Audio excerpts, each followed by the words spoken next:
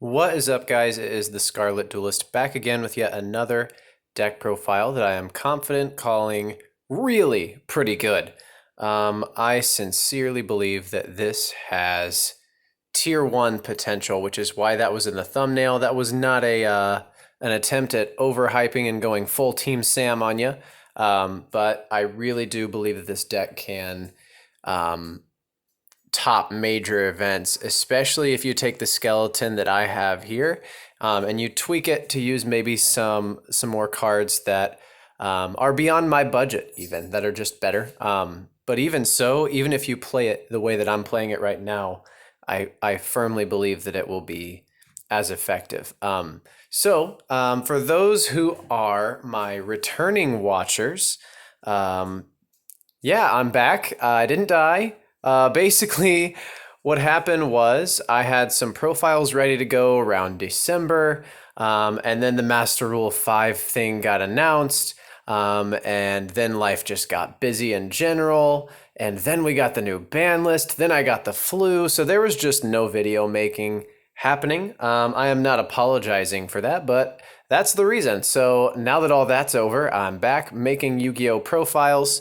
And for my new watchers who maybe have just stumbled upon this video, thanks for clicking on the video and welcome to the channel. So let's jump into the deck itself. Basically, this deck is built to continue to play in Master Rule 4 just fine. But if you're experimenting with Master Rule 5, this deck rips in Master Rule 5 too. You don't even have to change anything. You just automatically, because it's fusion based for the most part, you have some links and whatnot, but because it's a fusion based deck, you don't really have to change much. Like I said, you just continue to play, but you can make fusions even easier and put them anywhere you want to put them. So yeah, you can. That's why also in the thumbnail it says Master Rule 5 or Master Rule 4. You can take this deck and play it in either Master Rule format. So yeah, do with that what you will. Let's talk about what the deck does. Basically, I've built mine for the environment that I play in. So you will more than likely want to take the skeleton here that I've taken for Thunder Invoked, and you'll want to, I just said that honestly because I forgot to name the deck. You can tell I've been gone a little while, but also you can't tell because I do stuff like that anyway, and I'm scatterbrained and I forget what I'm saying. So anyway, yeah, this is Thunder Invoked. I definitely forgot to say that. But anyway, you can take this skeleton and change it as you will. But like I said, I've got it built for the format that I play in and the environment that I play in. So I don't like losing die rolls. So I have mine set up to where it's going to want to predominantly go second, but it can absolutely go through a play line of stunning my opponent going first and then allowing me to then survive and continue to hopefully outplay them in the following turns. But if you want to take this and optimize it for maybe a excuse me, a larger event like regionals or even beyond that, definitely feel free to do that and optimize it the way that many Thunder Dragon players and many Invoked players, I don't know if you'll be playing a hybrid. I haven't seen many do this, but you know, you can take advice from both of them and kind of throw it in here if you've got a bigger budget and things like that. So yeah, this is just meant to be a skeleton to get you started. This is the way that I play the deck. Feel free to change it to your own play styles. Now that I've repeated myself several times by saying the same thing differently, let's jump into the profile, shall we? All right, let's start with the monsters. Yeah, we're gonna start out obviously with our main monster that started it all, 3 Thunder Dragon. This card is severely underrated. I know most people are like, well, you play it because it's a Thunder Dragon card, which is true, but also it's a really good way of just repeatedly popping your opponent's things with Titan. I can't say enough how awesome this card is when you've got a Titan on field, especially if you've got this and another Thunder Dragon fusion and a space available to make another Titan, because you're going to pop, and then shuffle them back and continue popping with Thunder Dragon. So there's potential for 4 pops with this.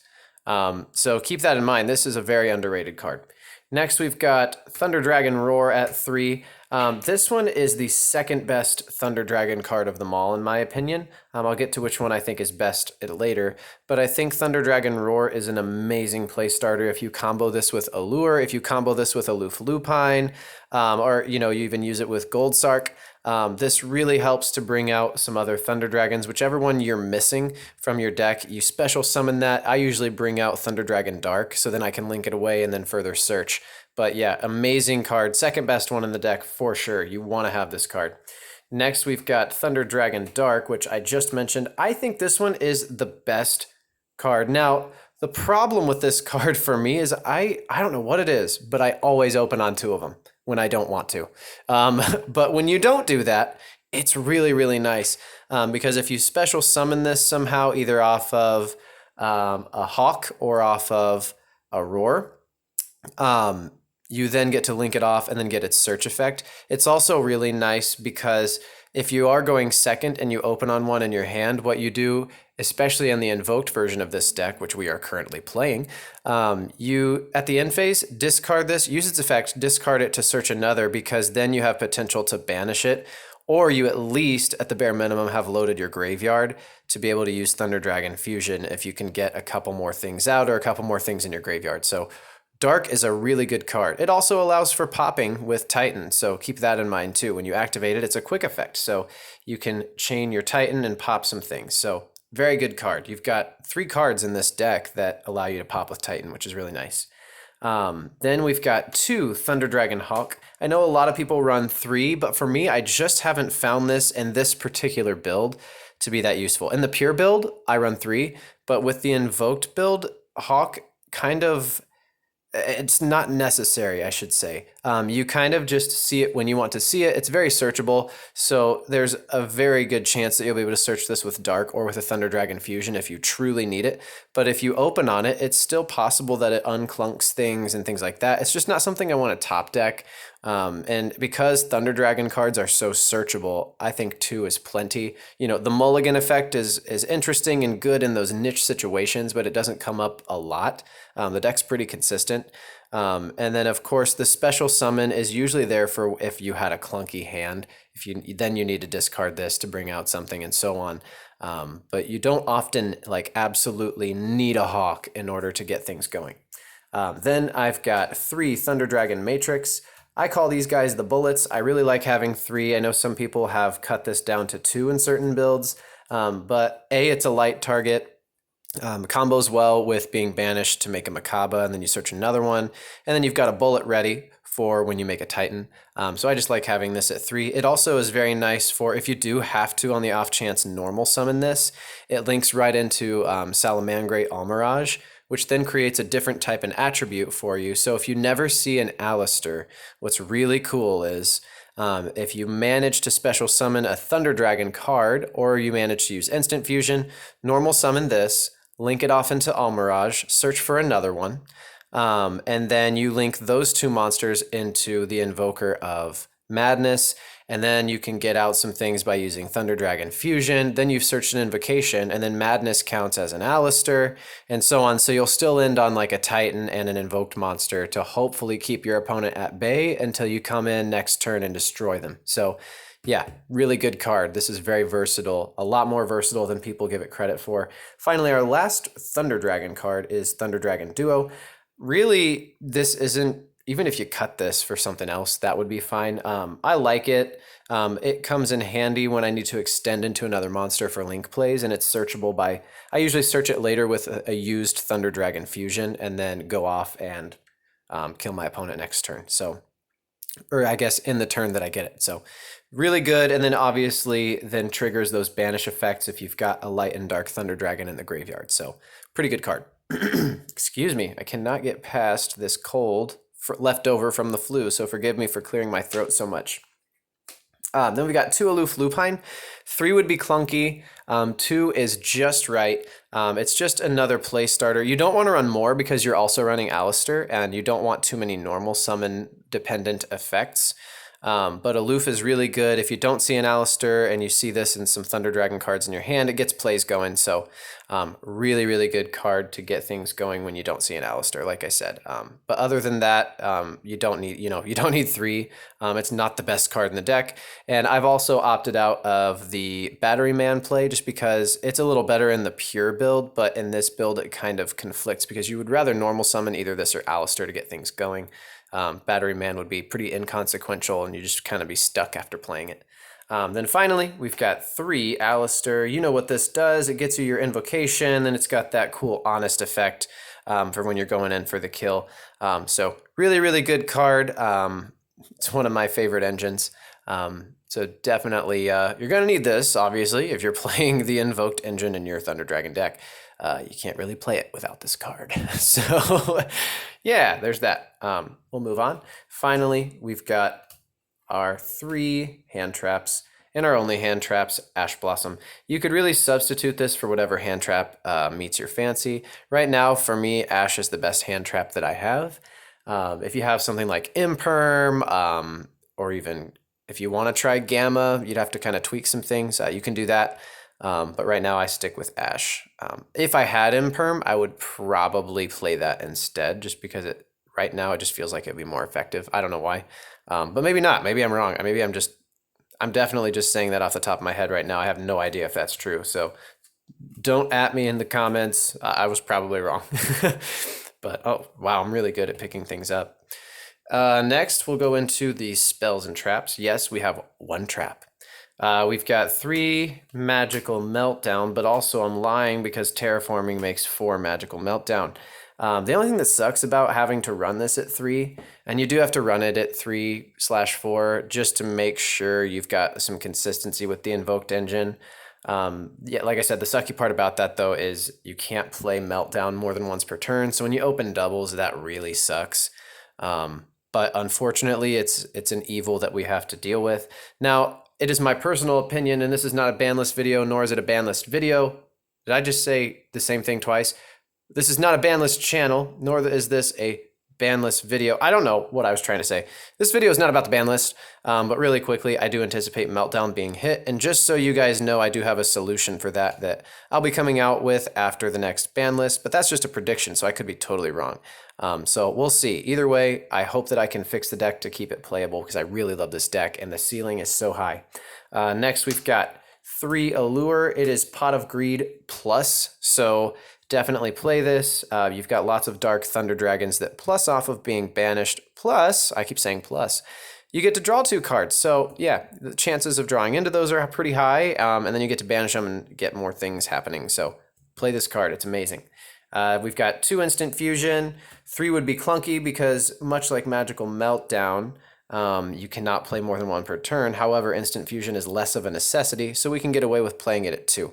What this does is it makes it a little easier to get into a Titan, so we just bring out a Kaminari attack, and then banish that and another Thunder in hand, and so on. We can also use Kaminari attack, though, to combo with Alistair if we couldn't get anything else out on the field, and you can link that away into an Invoker of Madness, and then create a Raijin, discard, keep going with Madness, and continue combo plays, which is really nice. Then we've got 2 Invocation. 3 you don't need, but if you have 3 and you're scared that you won't see it enough, go ahead and play it at 3. But it's so searchable, obviously. You can get it with Alistair really easily. And then at 2, you occasionally open on it as well. So it's great. And then it recycles itself, guys. So 2 is just enough. You don't need to be top decking Invocation. So in my opinion, you don't need to be playing it at 3. But like I said, if you're paranoid about not seeing it enough, or if you're going to try to run Pot of Desires, up it to 3. Then we've got 2 Thunder Dragon Fusion. When I need to update this deck for the possible ban list, I will probably throw in the 3rd just to make making Titan a little more consistent. But as of right now, this is just consistent enough. It's great. So running 2 is awesome. But again, if you're paranoid about not getting to Titan fast enough or seeing it enough, obviously you can update your consistency here by adding in a 3rd. That's your choice. Next, we've got 2 Called by the Grave, which I know I'm going to get some flack for from some, but let me explain my choice before you start angrily commenting right now. So, because this deck predominantly does want to go second, You don't want to play 3 Called by the Grave. That can kind of deaden your hand. But 2 is just enough because you are still playing some normal summon reliant cards. And when you're choosing to go second most of the time, you still don't want to go get hand trapped. And Alistair's one that you really want to go through. So yeah, I've got 2. It's just enough. Now, if I'm going to be made to go first, I've actually got the 3rd one in my side deck. I would throw that back in because I really don't want it to be messed up if I'm going first, because then if that gets all destroyed and so on, my opponent has potential to just wipe me away, especially if they've got a bigger budget than I do with these crazy expensive good cards that are out now. So yeah, that's why Called by the Grave is currently at 2. This deck is set up to win game 1, and then we optimize game 2 and 3 for whatever we think our opponent's going to make us do, or whatever we're going to choose to do to beat our opponent. So keep that in mind with my choices. This deck is built for game 1, to win game 1 first. Next, we've got 1, the Book of the Law, because it's searchable. And then we've got 1, Gold Sarcophagus. Obviously, this is just another play starter card. You banish one of your Thunder Dragons, get that effect, and so on. The Book of the Law has 2 functions. Going first, when you're going through your stun play line to hopefully keep your opponent at bay and then kill him next turn, the Book of the Law is nice if you can get to it and you get through your plays, because you create a COPPA, use its effect, and then it's a dead card. So then you use the Book of the Law to bring out a Raijin to create a further interruption.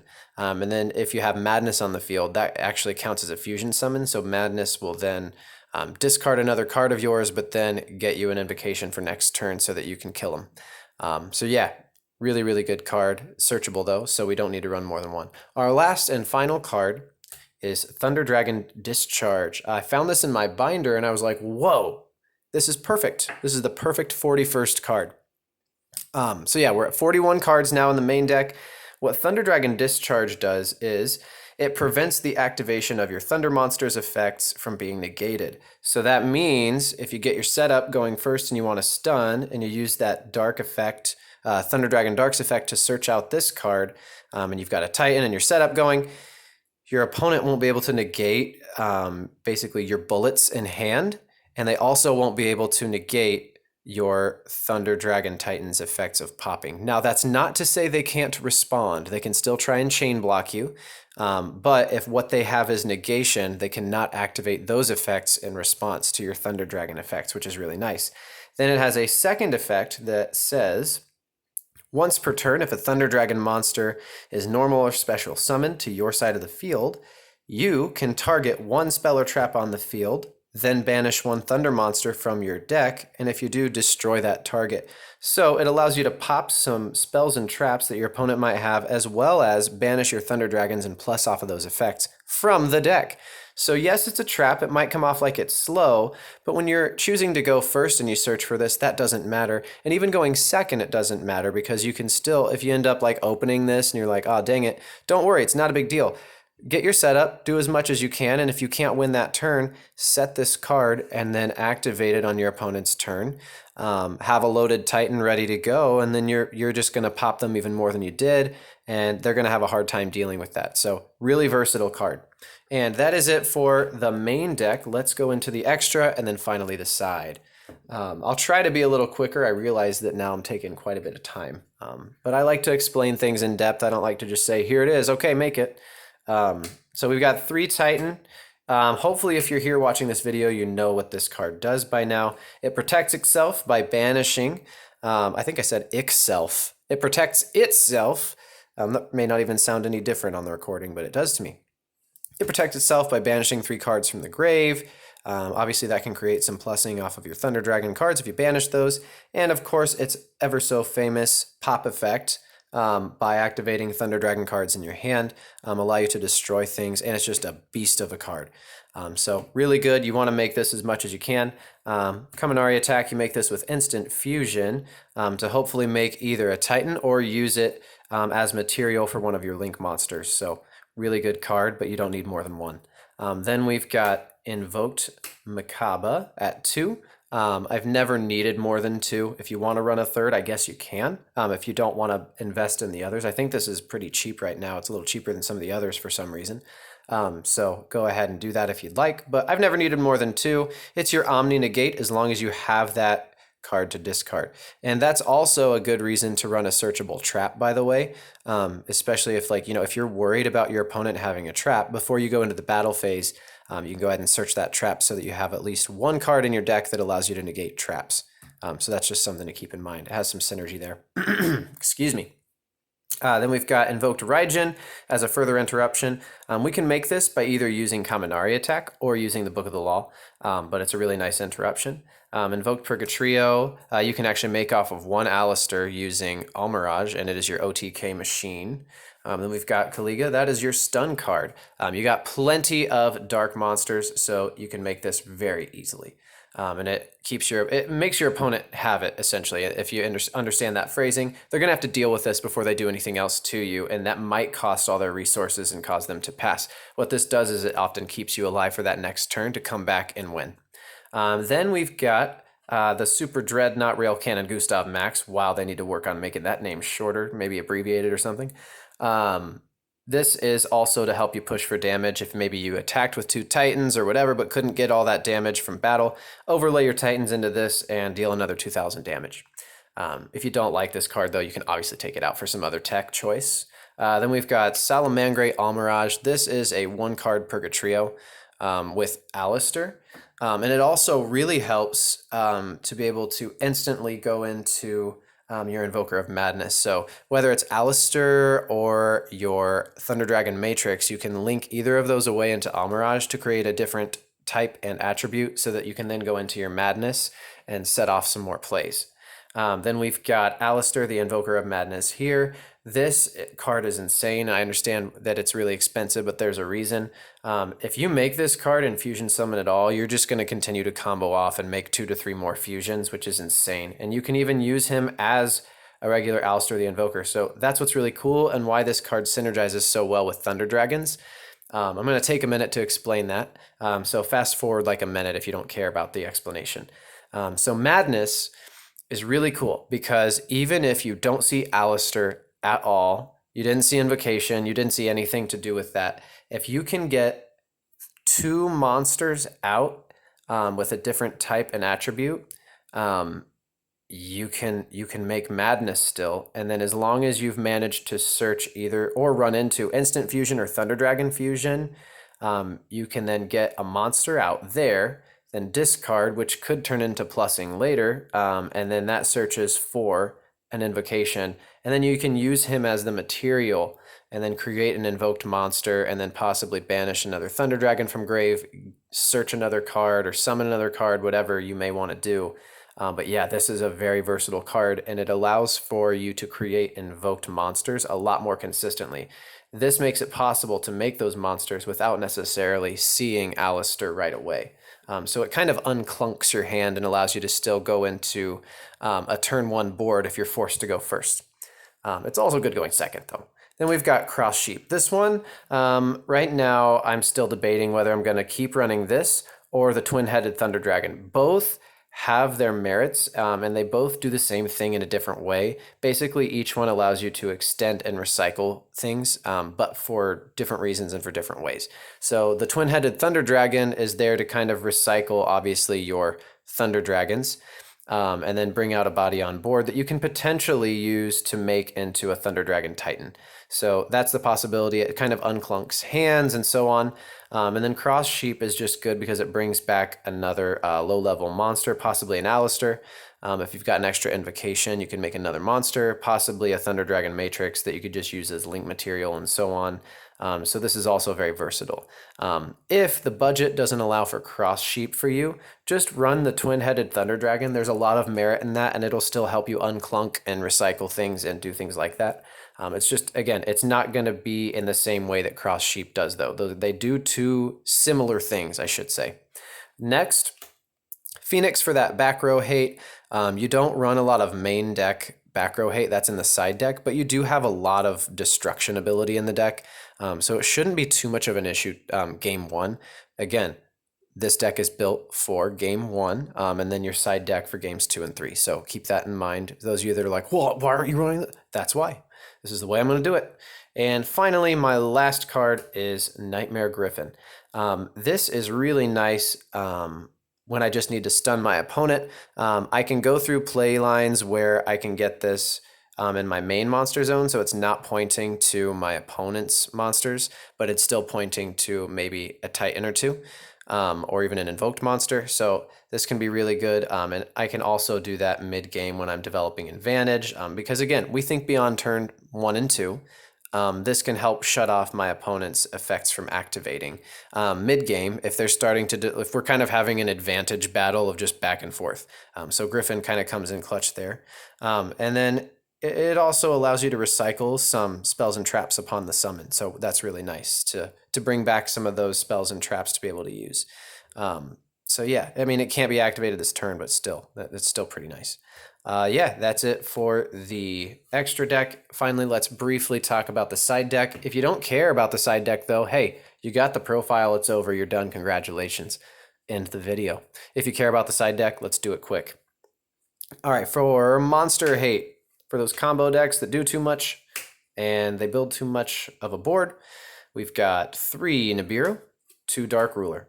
Not much to say about that. They're just there to shut off effects, get things going. I know my deck goes second and it can OTK, but if I just play Dark Ruler no more and get rid of everything they have, do you think they're really going to come back from that anyway? I don't mind waiting another turn. Why are we in a hurry? So that's why Dark Ruler is a great card still. Next, for the back row hate, 2 Denko, and then 3 Twin Twister. The reason that I don't run Lightning Storm is because I didn't want to get a second job and then apply for a loan. No, but all joking aside, it is out of my budget. But Twin Twister actually does synergize really well with Thunder Dragons because you are fine with your resources being in the graveyard. It actually benefits you a lot of the time. So getting to benefit off of discards and then destroying your opponent's things, sign me up. And then Denko can shut down back row altogether and you can just keep playing. So you don't really set cards that often, so you're all good to go. Then finally, for when I'm forced to go first, I've got the extra Called by the Grave. And then 2 Solemn Judgment, because I do want to set up as much interruption as possible to keep my opponent at bay going first, and then come back and kill them. So the 2 Judgments and the Called really help me with consistently doing that. And then finally, my last 2, I really couldn't figure out what I wanted to do in my last 2 cards for the side deck, so I threw in 2 DD Crow. You could really do whatever you want with these last 2 slots, and actually you can do whatever you want with your whole side deck depending on your budget. So this is the way I'm playing though. This is what I've got, and I honestly, sincerely believe this deck is incredibly effective. I've been playtesting with it a lot online, and I've beaten a lot of the meta. I've still lost to some of the meta because it's not perfect, and occasionally you brick. That's just life. Yeah, it happens. But it's also pretty good against Rogue too that you're not expecting. So it's just very versatile. It can really play against just about anything. And you can have a winnable game state. Now you might make mistakes and still lose. They might outplay you, but you never lose due to the fact that your deck just isn't good enough. So that's really nice. It's a really nice thing about this. And that's it, guys. That's it for the profile. If you love this playmat that's super zoomed in, go ahead and check the link in my description below, and you can shop for one like it or some other designs that I've drawn myself. And if you're going to purchase any cards for this deck profile, please, if you wouldn't mind, use the link in my description below as well, my TCG player affiliate link. What that does is it costs nothing for you to do. You just click it and go shopping, but I get a little bit of kickback from that to continue to let me buy shiny pieces of cardboard to make deck profiles for you guys. So, hey guys, thanks for watching, and thanks for putting up with the weird long hiatus and for my rants and so on. If you liked the video, give it a like, subscribe, and see ya.